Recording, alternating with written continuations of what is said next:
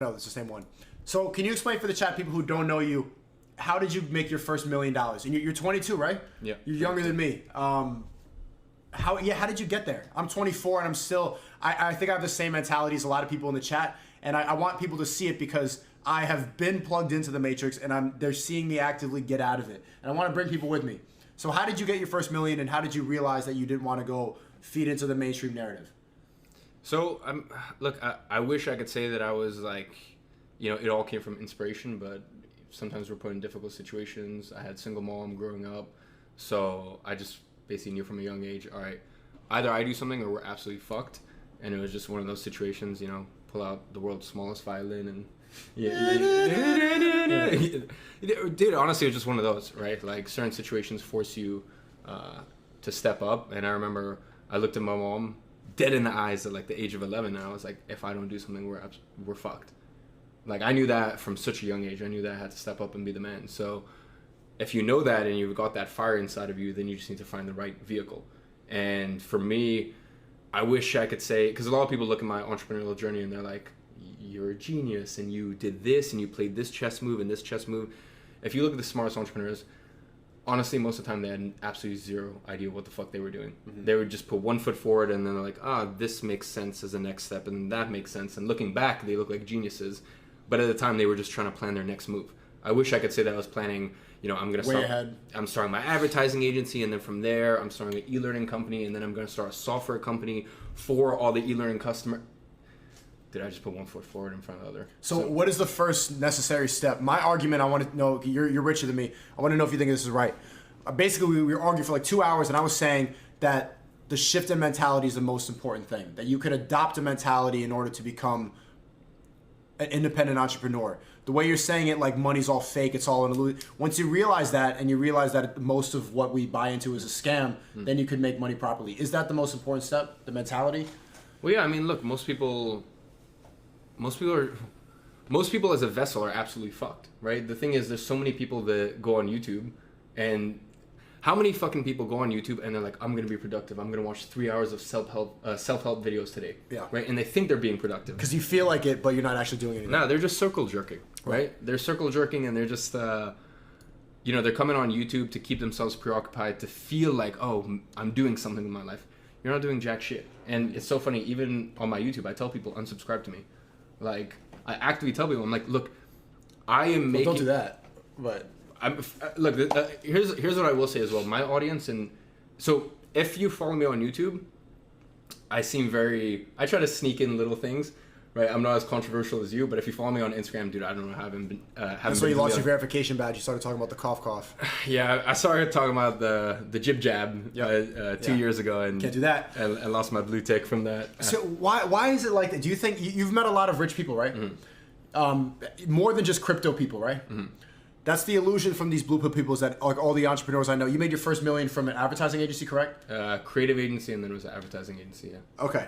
Did you go to college? No. You dropped out or you never went? I dropped out at 17. Okay. So you have the same worldview as me exactly, and this is what we were arguing for 2 hours. I'm saying that most entrepreneurs now, they dropped out of college like you. Mm-hmm. They know the truth about the jib jab, which is, we don't need to say it, but you have a feeling. They have the same idea about Trump, which most bots, they think Trump is a terrible person, but they can't really name why. Yeah. How do you get people to get unplugged from that ideology? How do you think people, because you're agreeing with everything I agree with.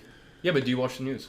No. Yeah, well, I mean, there you go. That's the first place to start. As I said, like growing up, our parents always told us, you have to watch the news. That's how you stay well informed. It's the complete opposite. If you watch the news, you're sent in such a weird, twisted direction. So that's the first step. Mm-hmm. I can guarantee you, every single person that voted for Hillary, I can tell you that every single person that is super left and super liberal, I can guarantee that every single one of those fucking people, with pride, says, "Yeah, I start my day off by watching the news, so that way I can educate myself." Right. And I've noticed the left, they have this pride about their intelligence. Like, I openly say I'm not very smart, and that's why I'm where I am, right?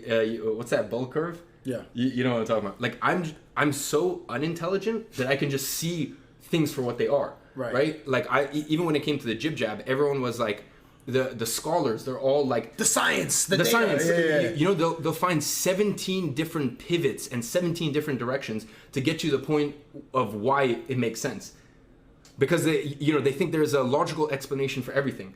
Whereas the first most obvious answer, they never think it could be that, because they're like, oh, that's not an intelligent enough answer.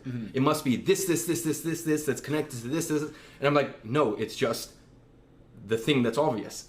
Right? So that's the other thing I've realized. Do you know what your IQ is? Did you take an IQ test? I don't know what it is, but I guarantee it's not very high. Okay. So what do you think separated you? So you said it started from the drive, looking at your mom and realizing that you had to step up and be the man. Yeah. What do you think it is now? Because can you tell me like roughly what your net worth is? I don't know. I think net worth's like a very like a dumb term. Okay, well I don't have my phone. If I had my phone, I could show you. Do around like $1.5 million a month at the moment. $1.5 million a month. Okay. How do you sustain that now? And what drives you? It's leverage. Like it's all leverage. Leverage meaning power? Okay, so here's what it is. I remember when I was younger, when I was 17, and my business was really, really taking off. I used to watch videos of like online entrepreneurs, and they would go from meeting to meeting to meeting, and I'm like, you're not a real fucking entrepreneur. Like all you do is meetings. That like you can't be a real business person. Being a business person is sitting down and building systems and breaking down complex parts of your business and finding new solutions and all. But here I am, in 2022, all I do is meetings. Like all I do is chat with my team because I have leverage. Because once you have enough money, then you can hire the people that are smarter than you. Outsource the work. Exactly. So, yeah, that's the biggest thing that I have right now is leverage. And the reason why I keep going is, everyone says that it's a higher purpose and this, that. Like, I don't agree. I'll be honest, for me, I genuinely think it's a mental illness. Really? Like, I don't... Yeah. You think you're mentally ill? No, I think it's like, dude, to get to the point where you're 22 years old, I can guarantee you, if someone's 22 years old, they have the options that I have, they could live the fucking craziest life on earth, right? I mean, obviously, as you know, I don't pay taxes well. I did not know about that, Chad. So you go to Dubai, you put me on. What the fuck? I didn't know it was Puerto Rico. Anyway. Yeah, but Puerto Rico's a bit of a shithole to live in. Yeah, it's flooded right now. Whereas Dubai's lit. What? Fuck. Wait, where are you from? You from England? Originally Russia, but I moved to London when I was 4 years old. Okay. So I grew up in London. Why did you choose Dubai? Just because of the taxes? No, actually. Basically, once you get to a certain point in life, you don't actually need to pay taxes anymore. So the point in which I decided to move to Dubai, it wasn't a crazy amount, like maybe $6 to $8 million liquid. And I decided to move to Dubai for a couple of reasons. Well, first of all, I could have stayed in the UK. Basically, what wealthy people do is they just take loans out against they just take a loan, and a loan is tax-free. So when you take a loan out, you don't need to pay tax on it, and you just use your assets as collateral. And as long as your assets increase more than loan, then you never have to pay tax. And that's basically how the wealthy people do it. So I was actually in Cape Town right at the beginning of 2022, and the UK was just like, the UK was just so fucked. It was... I remember they were telling people, if you leave your city, you'll get arrested and all this stuff. And I mean, they were telling people this on the news. Another reason why you should never fucking watch the news. And while this all was happening, I was literally flew out the next day.